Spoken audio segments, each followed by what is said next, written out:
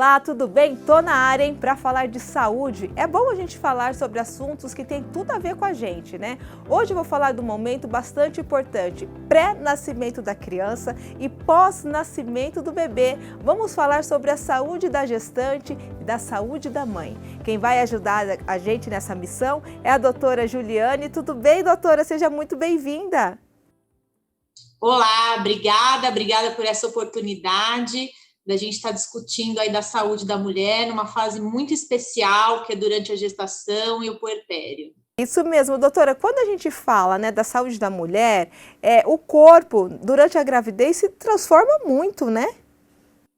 Exatamente, são várias modificações, desde o comecinho até antes da mulher fazer o teste positivo, a gente já tem várias alterações, né?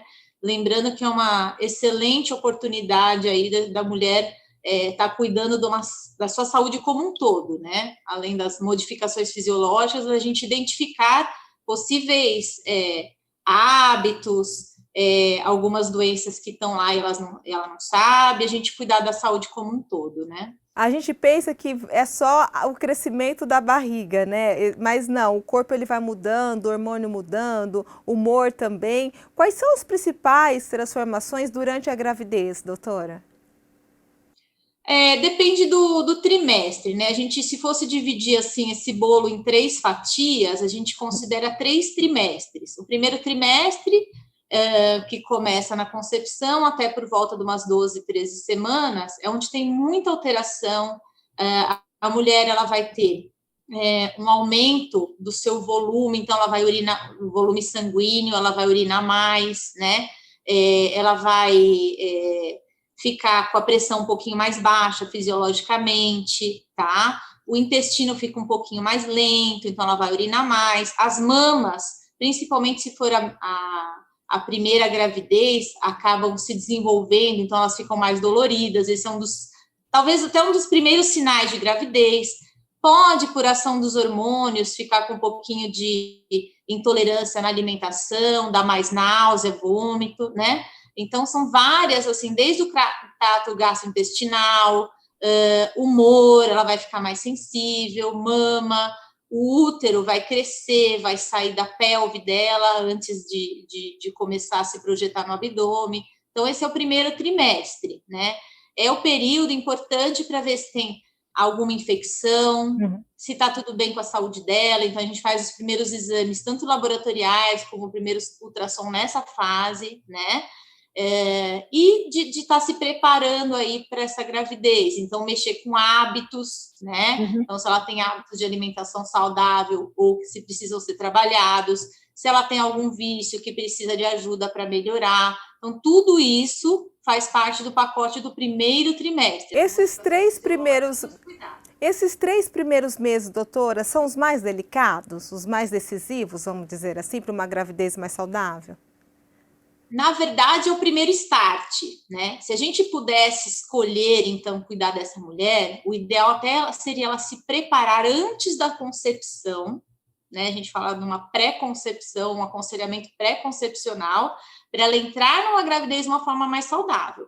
Mas, sem dúvida, é o período da embriogênese, o período que esse bebê vai fazer toda a sua formação, né? Então, ela ter a glicemia controlada, seja ou não diabética já pré-existente, ela ter a pressão em ordem, não ter nenhuma infecção no momento dessa concepção, ter hábitos saudáveis, é tudo primordial para que essa sementinha no ventre dela evolua de uma forma saudável. Porque tudo reflete no bebê, né?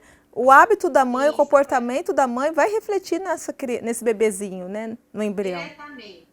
Não só da mãe, né, mas a gente fala muito no pré-natal da família. Ah, então, tem isso também, doutora? Família, todo mundo engravida junto, né, doutora? É a mãe que carrega, mas a família toda é responsável.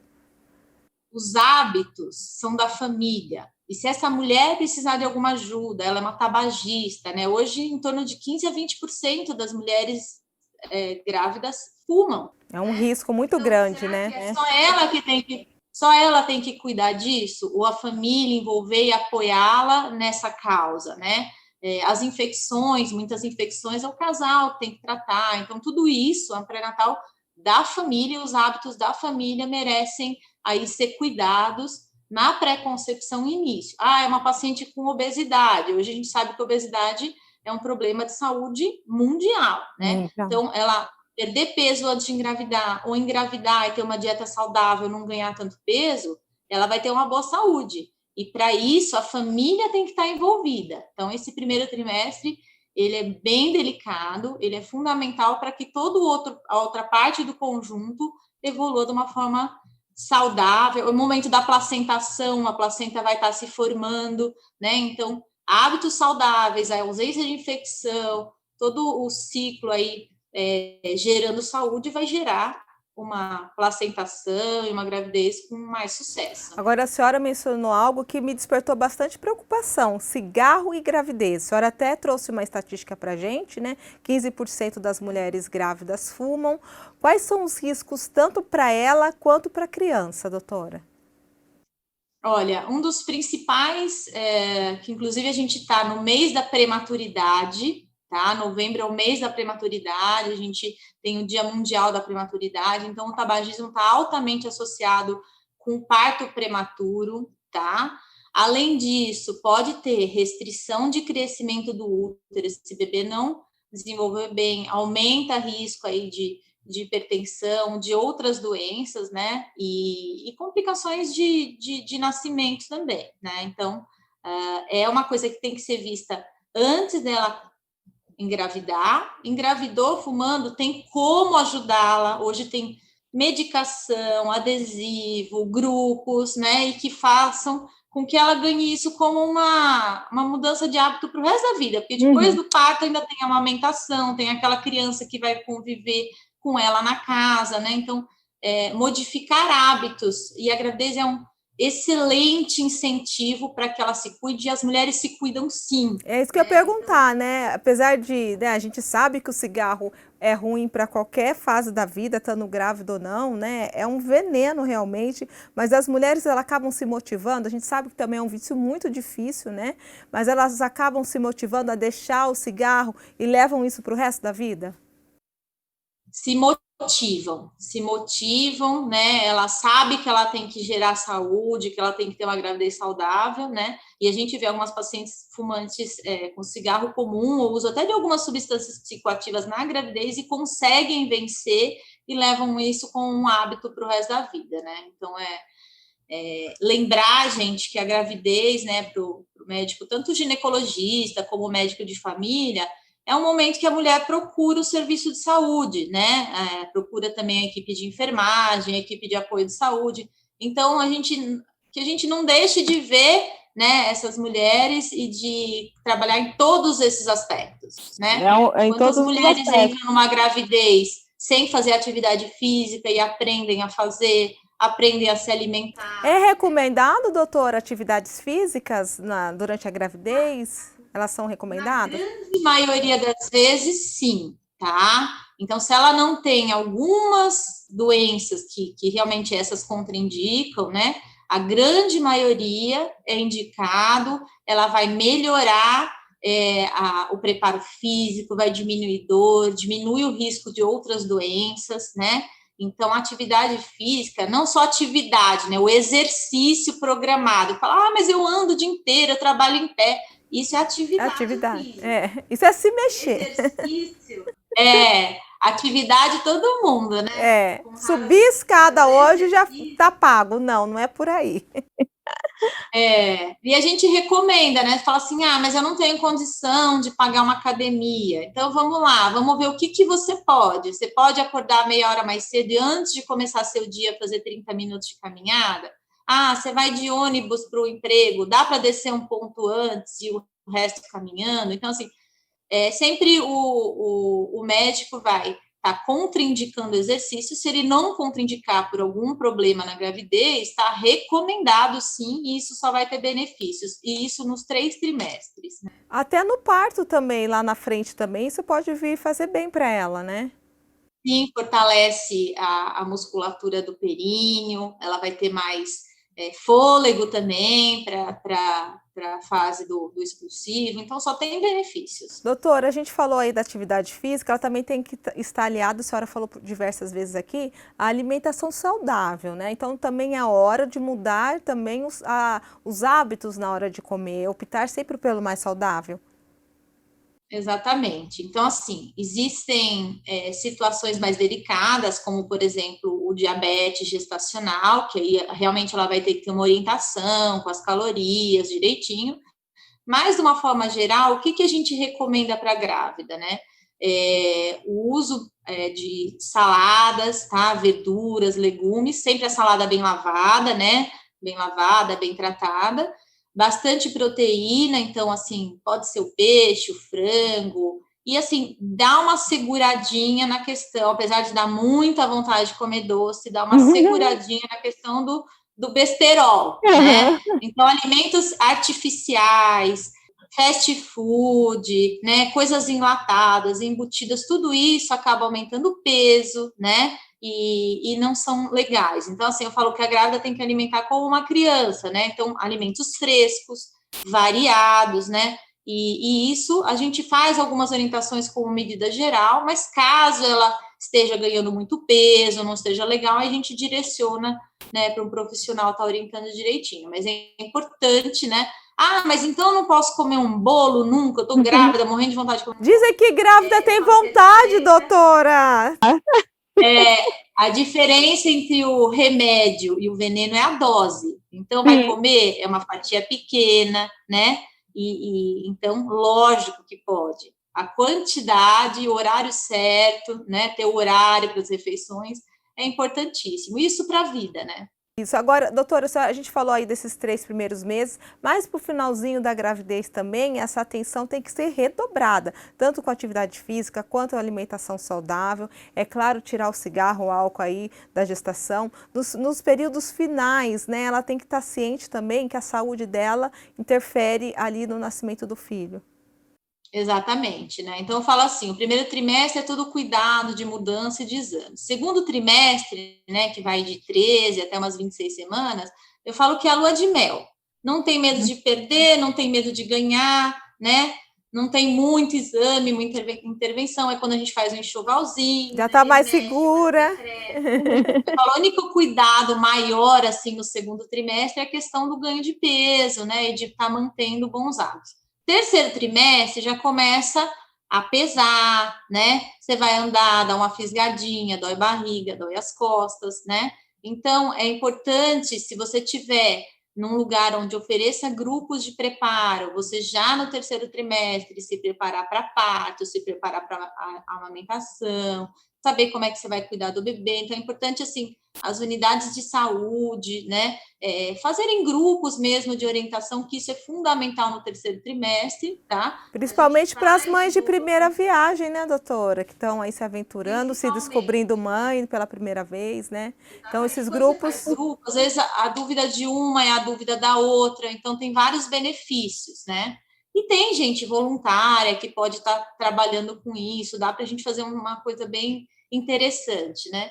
E aí, tem novos exames que a gente faz no terceiro trimestre, que é importante rever se não tem infecção adquirida na gravidez, se não tem diabetes, se não tem anemia, né? Então, a gente tem que olhar isso no terceiro trimestre e o preparo para parto. Então, atividade física, alguns exercícios aí são importantes para ela estar se preparando realmente para esse momento. Tomar água é importante também? Eu não esqueci de perguntar isso para a senhora, mas durante a gestação, se hidratar vale a pena.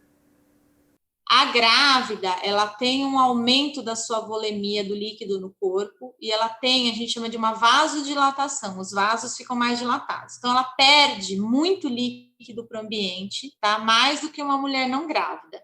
Então, principalmente em dias de calor, em dias que está realmente muito seco, ela vai perder muito líquido e isso pode gerar dor de cabeça, queda de pressão, queda até do líquido amniótico dentro da barriga, o líquido do bebê. Então, tem que beber bastante líquido, isso só traz benefício, tá? Então, a gente recomenda a gravidez inteira, né?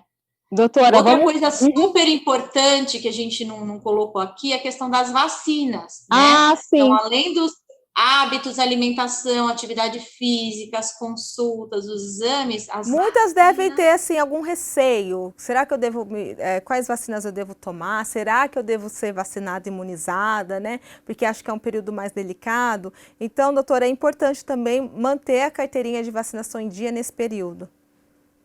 Exatamente, é fundamental, tá? Existem vacinas que são indicadas na gravidez, outras que são contraindicadas. Então, a equipe de saúde está super acostumada a lidar com isso, né? Então, ela leva a carteirinha. Duas vacinas são obrigatórias, que é a de gripe, né, a influenza, e a vacina DTPA, que é a difteria, tétano e coqueluche, tá? Essa é feita em toda a gravidez.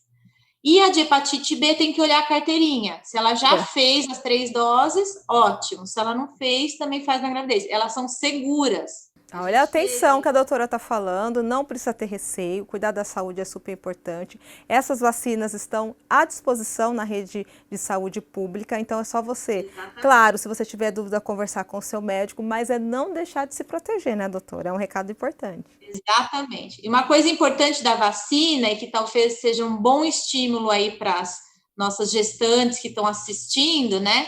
É que quando eu tomo a vacina na gravidez, eu passo através da placenta a vacina para o meu bebê. Olha, proteção em dose dupla. Ele já é vacinado dentro do útero e até que ele tome as vacinas depois que nascer, ele fica protegido através da vacinação da mãe.